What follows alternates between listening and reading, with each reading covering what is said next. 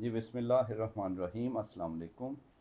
آج پھر حبیب اکرم صاحب ہمارے ساتھ ہیں۔ کچھ پچھلا جو ان سے بات چیت ہوئی تھی پچھلے، تو کچھ نامکمل چیزیں ہم نے چھوڑی تھیں کہ کچھ دنوں بعد دیکھا جائے گا کہ معاملات کہاں تک پہنچتے ہیں۔ تو حبیب صاحب، ابھی آپ کیا سمجھتے ہیں؟ خان صاحب کی اگر بات کی جائے تو معاملات جہاں کوئی ہفتہ 10 دن پہلے ہماری بات ہوئی تھی ادھر ہی ہیں، آگے بڑھے ہیں، یا ہر کوئی اپنی اپنی بات پہ اسی طرح ہی کھڑا ہے؟ معاملات خراب ہوتے چلے جا رہے ہیں۔ آپ دیکھیے کہ پچھلے دنوں میں ایک چیز واضح وضاحت کے ساتھ سامنے آ گئی ہے کہ عمران خان صاحب تحریک ہی چلائیں گے، اور انہوں نے تحریک چلانے کی ذمہ داری بھی خود پر عائد کر لی ہے، خود کو پیٹرن ان چیف بنا لیا ہے اپنی پارٹی کا، اور اپنی پارٹی کو ایک نیا سلوگن دیا ہے کہ ہٹ جاؤ یا ڈٹ جاؤ۔ تو اب اس کا مطلب ہے کہ حالات میں کوئی بہتری کی گنجائش انہیں نہیں دکھائی دے رہی۔ بہت سارے لوگ ہیں پاکستان تحریک انصاف کے سینئر لوگ ہیں، وہ اس وقت بھی جیلوں میں بند ہیں، اور ان کی طبیعت کے بارے میں سنا جا رہا ہے کہ کافی خراب ہے۔ آج بھی مجھے پتہ چلا کہ یاسمین راشد صاحبہ وہ شوکت خانم ہاسپٹل آئیں کہ ان کا علاج ہو رہا ہے، ان کی سرجریز ہو چکی ہیں۔ اسی طرح جو اعجاز چودھری صاحب ہیں وہ بھی ہیں ہاسپٹل میں، شاہ محمود قریشی صاحب ہیں، تو عمر سرفراز چیمہ، ان کے بارے میں تو بہت عجیب و غریب گفتگو بات سن رہے ہیں، جی ویل چیئر تک آ گئے ہیں۔ تو جب آپ کو کسی طرف بھی کوئی رعایت تو چھوڑ دیں، قانون کے مطابق سلوک نہ ہو رہا ہو، تو اس کے بعد پھر آپ یہ کیسے کہہ سکتے ہیں کہ حالات درست ہوں گے؟ 2 سال سے زیادہ عرصہ ہو گئے ان لوگوں کو بند ہوئے، اور ان کے اوپر جو مقدمات ہیں وہ نہیں چل سکے، یعنی مقدمات آگے نہیں بڑھ رہے۔ تو جب ایسی صورت، جی اب مسئلہ یہ ہے کہ جس طرح کی گواہیاں ہیں، جس طرح کے لوگ ہیں، اور پھر جس طرح مطلب دلائل ہیں، وہ تو ملزموں کے حق میں جا رہے ہیں، چاہے جائے کہ وہ پروسیکیوشن کے حق میں جائیں۔ تو ایسی صورت جب بنی ہوئی ہو تو پھر آپ حالات کے درست ہونے کی امید تو نہیں رکھ سکتے۔ تو حالات میں خرابی جو ہے وہ نظر آ رہی ہے۔ جب ہم نے لاسٹ ٹائم بات کی تھی تو آج کے حالات خراب تر ہے جی۔ اور یہ جو ہم نے بچپن سے ایک چیز سن رہے ہیں کہ حالات خراب ہوں تو کسی بڑے سے میں نے یہ سنا تھا کہ ان کا اس کو اور خراب ہونے دو، جب بہت خراب ہو جائیں گے تو پھر ہی بہتر ہوں گے۔ وہ بڑے لندن میں ہوں گے غالباً اس وقت۔ دیکھیے، بات یہ ہے کہ حالات کی خرابی کا کسی کو پرواہ ہو نہ ہو، کیونکہ جو اکابر ہیں اور طاقت میں بیٹھے ہوئے لوگ ہوتے ہیں ان کو حالات خراب دکھائی نہیں دیتے جب تک ان کی طاقت یا ان کی کرسی قائم رہتی ہے۔ یہ مسئلہ آپ کا اور میرا بنتا چلا جا رہا ہے۔ یہ ملک جو ہے اس کو خطرات خارجی بھی لاحق ہو رہے ہیں، داخلی بھی لاحق ہو رہے ہیں۔ خارجی خطرات کا ہم نے مظاہرہ دیکھا کہ مودی نے پاکستان کے اوپر باقاعدہ اٹیک کیا، پاکستان کا انٹرنیشنل بارڈر کراس کیا۔ انٹرنلی آپ دیکھیے بلوچستان میں کیا ہو رہا ہے، خیبر پختونخوا کے حالات مخدوش ہیں۔ تو ان سارے معاملات کو درست کرنے کے لیے، اور پھر سب سے بڑی بات پاکستان کی اکانومی جو ہے وہ میں آپ کو عرض کروں کہ وہ ایک نیشنل سیکیورٹی کا معاملہ بنتی چلی جا رہی ہے۔ تو کیا ان سارے حالات کو اسی طرح ہم نے چھوڑ دینا ہے کہ خراب ہوتے چلے جائیں؟ یہ 25 کروڑ لوگوں کا ملک ہے، یہ دنیا کی 5ویں بڑی آبادی ہے۔ تو یہ جو ہم روز ان کے بیان سنتے ہیں جی اکانومی تو بہتر ہوئی، میاں صاحب بھی لندن جا کے آئی دسیا سانوں ایتھے تو دستے نہیں تو وہ بات میرا خیال ہے آج کل صرف لندن والوں سے ہی کرتے ہیں، ہاں، اور اس کی وجہ کہ وہاں شاید ان کا وطن مالوف اب وہ بن چکا ہے، پاکستان سے ان کی دلچسپی شاید اس درجے کی نہیں رہی۔ پاکستان چھٹی پہ آتے ہیں۔ ہاں، مجھے تو بعض اوقات دیکھیے، نہیں، میرے ذہن میں ایک سوال ہے اور آج کا نہیں ہے، اور نواز شریف صاحب سے جڑا ہوا نہیں ہے، یہ ہمیشہ کا ہے۔ پاکستان میں جتنے یہ بڑے لوگ ہیں ہمارے، یہ سارے دنیا کے بہترین ملکوں میں رہنے کے قابل بھی ہیں اور رہتے بھی ہیں۔ یہ وہاں کی سیاست اور وہاں کی برداشت اور وہاں کا معاشرہ جو ہے وہ یہاں پہ کیوں نہیں لاتے؟ سال ہا سال رہتے ہیں، وہ خود چلے جاتے ہیں، وہ وہاں کی چیزیں یہاں پہ کیوں نہیں لاتے؟ ہمارے ہاں کیا ہو رہا ہے؟ ہمارے ہاں بچی ایک ثنا یوسف، اب دیکھیے ایک ٹک ٹاکر بچی ہے، وہ کتنا ظلم ہے کہ وہ قتل ہو جاتی ہے، اور ہم اپنی سوسائٹی کے اندر جو اس طرح کے جو مسائل ہیں ان کو درست کرنے کے لیے کچھ سوچتے ہی نہیں۔ اب مسائل اگر یہ درست کرنے کی سوچیں گے تو آپ ظاہر ہے اتنا بڑا ملک ہے تو اس میں سب کو نمائندگی ہوگی تو تبھی آپ کسی نتیجے پہ پہنچیں گے نا. تو دیکھیے اس لیے ہمیں بہت ہمارے لیے ضروری ہے، اشد ضروری ہے، یہ کسی کا اختیار نہیں ہے، یہ ضروری ہے. 2 کھانے ہوں تو آپ کا اختیار ممکن ہے، جب ایک ہی چیز سامنے پڑی ہو تو اختیار نہیں ہوتا، ضرورت ہوتی ہے. تو یہ ضرورت اس طرح کی ہے کہ اس معاشرے کو سانس لینے دیں. جب اور عمران خان صاحب کوئی ایسے آدمی نہیں ہے جو خدا نخواستہ جن کے اوپر آپ یہ الزام لگا دیں کہ وہ ملک کے بارے میں کچھ غلط سوچتے ہیں. ملک کے اندر یہ جو ایک خود اعتمادی کی فضا، یہ تو پیدا ہی انہوں نے کی تھی جب انہوں نے بھارت کا طیارہ گرا دیا تھا اور انہوں نے کہا تھا کہ جناب یہ، اور میں آپ کو پوری ذمہ داری سے بتا رہا ہوں کہ اس وقت یہ سلوشن جو تھا بہت سارے لوگوں کے نزدیک قابل قبول نہیں تھا، لیکن it was only Imran Khan. انہوں نے کہا جناب اس ایکویشن میں اگر عمران خان نہ ہوتے تو شاید یہ بھی نہ ہوتا. تو دیکھیں یہ چیزیں ہوتی ہیں، انہوں نے یہ رسم ڈال دی کہ اگر پاکستان کی طرف کوئی ٹیڑھی آنکھوں سے دیکھے گا، کوئی انگلی اٹھائے گا تو ہم اس انگلی کو توڑنے کی صلاحیت رکھتے ہیں، ہم ان آنکھوں کو نکالنے کی صلاحیت رکھتے ہیں. اور آج دیکھیں کہ دنیا اس کی معترف ہے. تو کیا آپ اس روش کا آغاز کرنے والے کو آپ اس طرح جیل میں ڈال دیں گے؟ دیکھیے اگر انہوں نے کچھ کیا ہے پاکستان کے اندر، کیا ہے وہ کیا کہہ رہے ہیں، قانون کی عملداری، تو قانون کے مطابق سلوک کریں نا. وہ 50 روپے کا سٹام نہیں مانگ رہے، وہ گارنٹیاں نہیں دے رہے، پلیٹلیٹس نہیں کم ہو رہے، ان کے پلیٹلیٹس نہیں کم ہو رہے. کیا وجہ، کیوں نہیں کم ہو رہے؟ دیکھیے اقتدار سے نکلنے کے بعد یہ سب کے پلیٹلیٹس جو ہے نا وہ گر جاتے ہیں.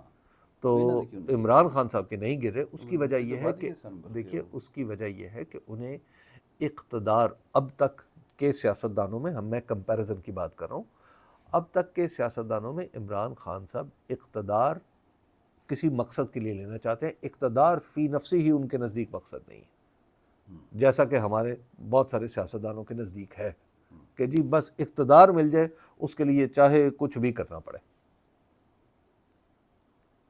چاہے سوئمنگ کرنی پڑے.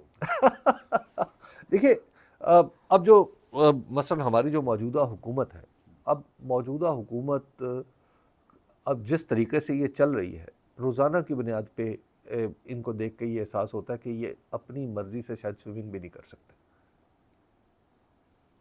پتہ تھا سامنے ہی چلتا جی سوئمنگ کر رہا تھا، فون کال آئی ہے، میں نے دیکھیے وہ دیکھیں مسئلہ یہ ہے کہ وہ یعنی اب آپ دیکھیے کہ جب آپ کے وزیر اعظم، جب آپ کے وزراء اس طرح کا تاثر کریٹ کریں گے کہ جناب مطلب وہ کسی اور طرف اپنے فیصلوں کے لیے دیکھیں گے، تو پھر ظاہر ہے وہ بات تو نہیں رہے گی نا اختیار کی. اور دوسری بات، ابھی جو آپ نے پچھلے دنوں انٹرویو کیا تھا رانا ثناء اللہ صاحب کا، رانا ثناء اللہ صاحب نے دراصل فیٹ سیل کر دی ہے.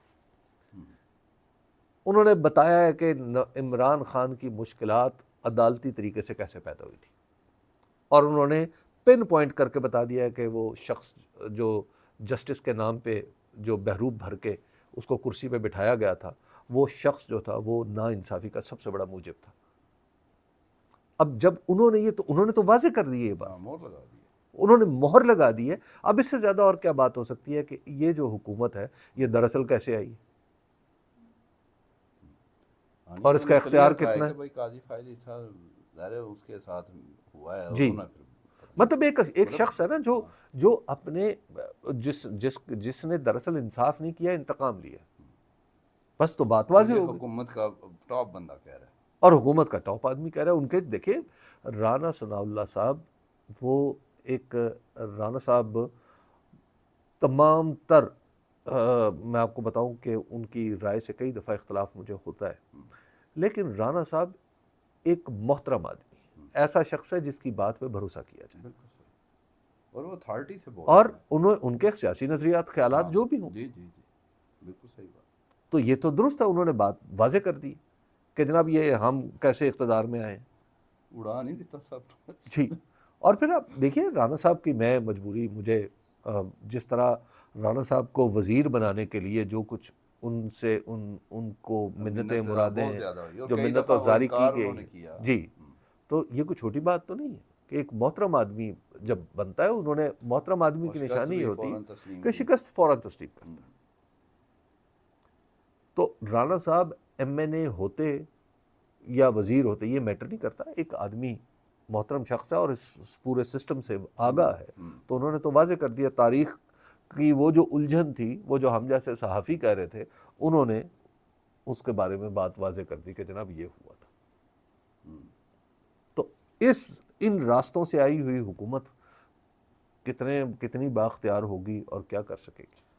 اکانومی کا ہمیں تو پتہ لگتا ہے، صحیح ہے، وہ جانب جو بتاتے ہیں روز اسی یہی بیان سننے ہیں، بس بہتر ہو گیا۔ دیکھیے ایک نمبرز کی بات ہوتی ہے نا، یہ اکانومی تو نمبرز کی بات ہے۔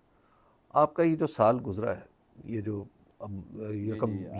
یکم جولائی سے شروع ہوگا نیا مالی سال، یہ جو گزر رہا ہے، رواں مالی سال میں آپ کی جو گروتھ ہے وہ 2% کے آگے پیچھے ہوگی۔ ٹھیک ہے، 2.6% کے حساب سے اب یہ 2.1% سے 6% تک ویری کرتا نمبر، آپ کی آبادی بڑھ رہی ہے۔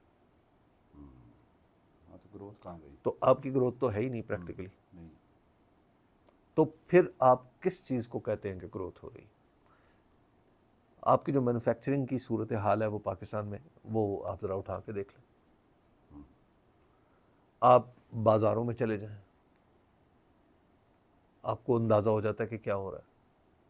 تو جب پھر آپ اپنی ٹیکسیشن جس طریقے سے ہو رہی ہے اور جو وہ طریقہ کار اختیار کرنا چاہ رہے ہیں ٹیکسیشن کے لیے، وہ آپ دیکھ ایک لیجیے۔ سوال بڑا، ہم زیادہ لمبی بات نہیں کرتا، اختیار اب جو خان صاحب کہتے ہیں جی میں اسٹیبلشمنٹ سے بات کرنی، جی اختیار ان کا ہے، گورنمنٹ کہتی ہے ہم ہی سے کرنی پڑے گی، وہ نہیں کرتے، اور وہ پھر کیوں خان صاحب وہ نہیں گل کرتے، اسٹیبلشمنٹ والے نہیں بات کرتے، تو کیوں خان صاحب کہہ رہے ہیں؟ ایک تو یہ ہے کہ یہ ملک جو ہے ہم سب کا،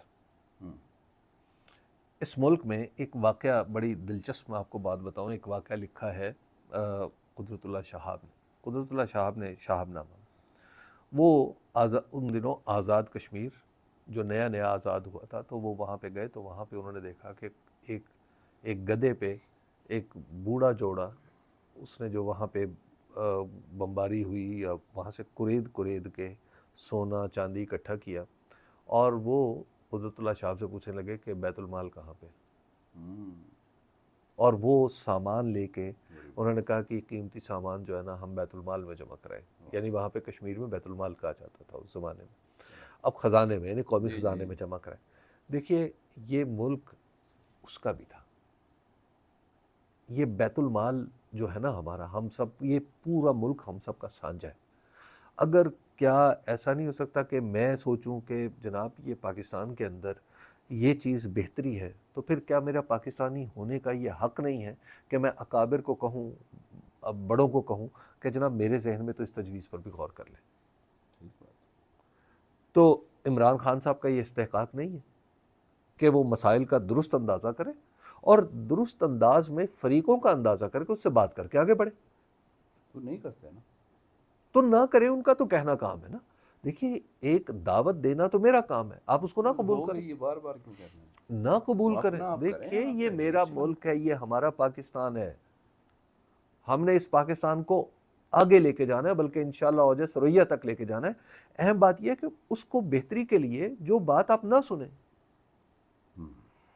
آپ کان بند کر لیں، لیکن بات تو کریں، ہوگی نا، یہ ملک تو آگے بڑھے گا نا۔ میں اس گھر کا بڑا ہوں، میں اس گھر میں آگ لگانے لگوں تو کیا میرے بچے میرا ہاتھ نہیں روکیں گے؟ کیا ان کا فرض نہیں بنتا کہ میرا ہاتھ روکیں؟ یا کم از کم انتہائی ادب سے یہ تو کہہ سکتے ہیں کہ جناب آپ یہ کام نہ کریں، اس گھر کو آگ نہ لگائیں، ٹھیک ہے نا؟ تو جب گھر میں آگ لگی ہوگی تو وہ سب سے پہلے مجھے کہیں گے کہ اس کو بجھاؤ، تم اس گھر کے بڑے ہو، تو گھر کے بڑوں سے ہی بات ہوتی ہے نا۔ اور ہماری تاریخ ہے اسٹیبلشمنٹ کے، وہ آپ اس پہ اعتراض کر سکتے ہیں، آپ کہہ سکتے ہیں کہ اصولی طور پہ ایسا نہیں ہونا چاہیے تھا، لیکن جو کچھ ہو چکا ہے وہ تاریخ ہے، وہ امر واقعہ ہے۔ تو جب امر واقعہ کی روشنی میں آپ کو پتا ہے کہ اس کھیل کا، اس پوری سیاسی بساط میں طاقتور ترین فریق کون ہے، تو آپ اس سے کھل کے بات کر لیں۔ جی آپ نے دیکھا حبیب صاحب کہہ رہے ہیں کہ حالات خراب ہو رہے ہیں اور مزید خراب ہو چکے ہیں، اور ابھی انہیں لگ رہا ہے کہ اس طرح کچھ عرصہ چلے گا، تو انشاءاللہ ہم بھی ان کے ساتھ ہی ہیں، ان سے پوچھتے رہیں گے کہ وہ کبھی تو یہ کہیں گے کہ بہتری کی طرف معاملات جا رہے ہیں۔ یہ خان صاحب کے حوالے سے بھی ان کا یہی خیال ہے، ملکی حوالے سے بھی ہم امید تو یہی رکھتے ہیں کہ انشاءاللہ بہتری ہوگی، لیکن بہرحال بولنا تو سچ چاہیے، یہی صحافی کا کام ہے، جو حقیقت ہے وہی انہوں نے بیان کی۔ انشاءاللہ یہ سلسلہ جاری رکھیں گے۔ Thank you.